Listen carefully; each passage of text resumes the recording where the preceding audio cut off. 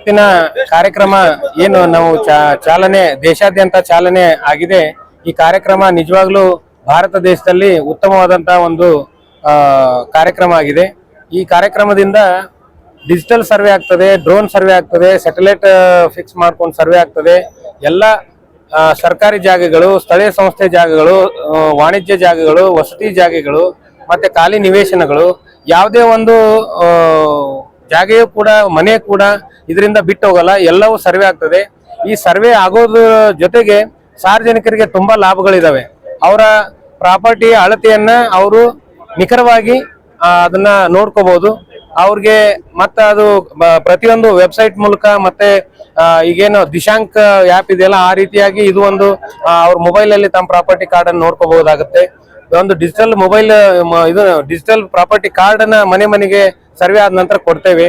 ಅದನ್ನ ಅವ್ರು ಚೆಕ್ ಮಾಡ್ಕೊಂಡು ಅವ್ರದ್ದೇನಾದ್ರೂ ತೊಂದರೆಗಳಿದ್ರೆ ಅದನ್ನ ಅಪೀಲ್ ಮಾಡ್ಕೊಂಡು ಅದನ್ನ ಬಗೆಹರಿಸ್ಕೋಬಹುದಾಗಿದೆ.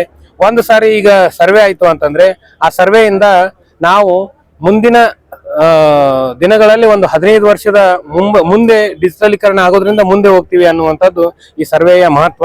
ಈ ಸರ್ವೆಯ ಮಹತ್ವ ನಿಜವಾಗ್ಲೂ ಈ ಬಸವ ಕಲ್ಯಾಣ ಈ ಯೋಜನೆಗೆ ಸೆಲೆಕ್ಟ್ ಆಗಿರೋದು ನಿಜವಾಗ್ಲೂ ಬಸವ ಕಲ್ಯಾಣ ಎಲ್ಲ ಜನತೆಗೆ ಒಂದು ಸಂತೋಷದ ಸುದ್ದಿ ಆಗಿದೆ. ನಮ್ಮ ಎಲ್ಲ ಆಡಳಿತ ಮಂಡಳಿ, ನಮ್ಮ ಸಿಬ್ಬಂದಿ ವರ್ಗ ಮತ್ತು ಭೂಮಾಪನ ಇಲಾಖೆಯ ಎಲ್ಲ DDLR, ADLR, ಸರ್ವೇಯರ್ ಅವರು ಎಲ್ಲರೂ ಕೂಡ್ಕೊಂಡು ಈ ಕಾರ್ಯವನ್ನು ಮಾಡ್ತೀವಿ. ಎಲ್ಲ ಸಾರ್ವಜನಿಕರು ತಮ್ಮ ಮನೆಗೆ, ತಮ್ಮ ಜಾಗಗೆ ಸರ್ವೆ ಕಾರ್ಯಕ್ಕೆ ಬಂದಾಗ ಅವರು ತಮ್ಮಲ್ಲಿರುವಂತ ಜಾಗೆ ಕಾಗದಗಳನ್ನ, ನೋಂದಾಯಿತ ಕಾಗದಗಳನ್ನ ತೋರಿಸಿ ಡಿಜಿಟಲ್ ಸರ್ವೆಯನ್ನ ಮಾಡಿಸ್ಕೊಂಡು ತಮ್ಮ ಪ್ರಾಪರ್ಟಿಯನ್ನ ಭದ್ರಗೊಳಿಸಿಕೊಳ್ಳುವುದು ಇದರ ಮಹತ್ವವಾಗಿದೆ. ಇದರಿಂದ ಎಲ್ಲ ಪ್ರಾಪರ್ಟಿಗಳು ತಮ್ಮ ಪ್ರಾಪರ್ಟಿಗಳು ಅತಿಕ್ರಮಣ ಆಗುವಂತದ್ದನ್ನು ತಡಿಬಹುದು. ಸರ್ಕಾರದ ಜಾಗಗಳನ್ನ ಅತಿಕ್ರಮಣ ಆಗುವಂತದ್ದು ತಡಿಬಹುದು. ಸರ್ಕಾರದ ಜಾಗಗಳು ನಮ್ಮ ಇಷ್ಟೇ ಅದಾವೆ, ಇಷ್ಟೇ ಅಳತೆ ಇದೆ, ಇಷ್ಟೇ ಉದ್ದ ಇದೆ, ಇಷ್ಟೇ ಅಗಲ ಇದೆ ಅನ್ನುವಂಥದ್ದನ್ನ ನಾವು ಒಂದ್ಸಾರಿ ಸರ್ವೆ ಮೂಲಕ ಅದನ್ನ ಫಿಕ್ಸ್ ಮಾಡ್ಕೊಂತೀವಿ. ನಂತರ ಅದರಲ್ಲಿ ಏನಾದ್ರೂ ಅತಿಕ್ರಮಣಗಳಾದ್ರೆ ಅದನ್ನ ಕಂಡುಹಿಡಿಲಿಕ್ಕಾಗಿ ತುಂಬಾ ವೇಗವಾದಂತಹ ಒಂದು ಬೆಳವಣಿಗೆ ಆಗಿ ಬರ್ತದೆ. सर, इसके अंदर एक ये होता है कि NA और NA लेआउट की भी जो जमीन होती है, उसके अलावा गुंठे की जमीन होती है, जो गुंठे के इसमें जो है वो मालिकाना हक उनके नहीं मिलता, तो उसके लिए ये सर्वे किस तरह से काम करेगा? ಮಾಲೀಕರ ಹಕ್ಕು ಕೊಡೋದಕ್ಕಾಗಿ, ಮಾಲೀಕರ ಹಕ್ಕನ್ನು ತೆಗೆಯೋದಕ್ಕಾಗಿ ಇದು ಸರ್ವೆ ನಡೀತಾ ಇಲ್ಲ. ಪ್ರತಿಯೊಂದು ಆಸ್ತಿಯ ಸರ್ವೆ ಆಗಿ, ಪ್ರತಿಯೊಂದು ಆಸ್ತಿಯ ಸರ್ವೆ ಜೊತೆಗೆ ಪ್ರತಿಯೊಂದು ಆಸ್ತಿಯೂ ಸಹಿತ ಈ ಸರ್ವೆ ಅಂಡರಲ್ಲಿ ಬಂದು ಅದು ಮುನ್ಸಿಪಾಲಿಟಿಯಲ್ಲಿ ದಾಖಲಾತಿಗಳಾಗಬೇಕು. ಮಾಲೀಕತ್ವ ಮತ್ತು ಮಾಲೀಕತ್ವ ಇಲ್ಲದೆ ಇರುವಂತಹ ಪ್ರಶ್ನೆಗಳಿಗೆ ಅದು ಅಲ್ಲಿ ಅವ್ರು ಅಪೀಲ್ ಮಾಡ್ಕೊಂಡಾಗ ಹಿಯರಿಂಗ್ ನಡೆಯುತ್ತೆ.